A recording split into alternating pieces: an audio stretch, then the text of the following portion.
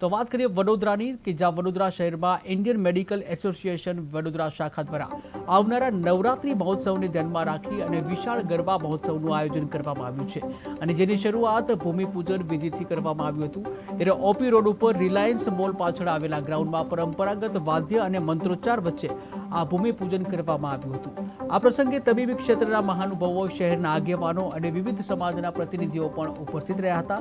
જે આયોજકોના જણાવ્યા મુજબ આ ગરબા મહોત્સવ માત્ર મનોરંજન નહીં પરંતુ સામાજિક એકતા, માતૃશક્તિની આરાધના અને સ્વસ્થ જીવનશૈલી અંગે જાગૃતિ લાવવાનો પ્રયાસ છે।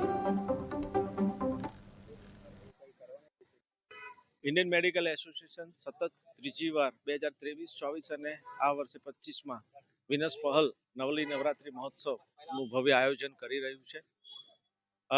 દર વર્ષની જેમ આ વર્ષે પણ દિવ્યાંગ બાળકોની મદદ જે અમે કરી રહ્યા છે, જેને પ્રયાસના નામે શહેરમાં લોકો જાણે છે, દિવ્યાંગ બાળકોના સર્વાંગી વિકાસ માટે, એમને હેલ્થ, એમના એજ્યુકેશન, એમના સોશિયલ સ્ટેબિલિટીને પ્રમોટ કરવા માટે અમે આ સમગ્ર ગરબાનું આયોજન કરવામાં આવેલું છે।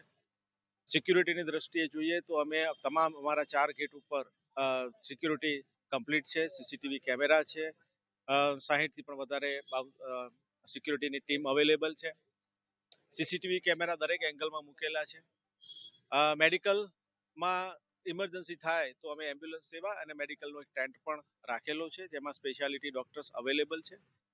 અને સાથે સાથે અમે આ વર્ષે એવો પ્રયત્ન કરી રહ્યા છીએ કે ગરબામાં કોઈ પણ વ્યક્તિ એન્ટ્રી કરે તો એને તિલક અને એમનું આઈડી કાર્ડને પ્રોપર ચેક કરવામાં આવે।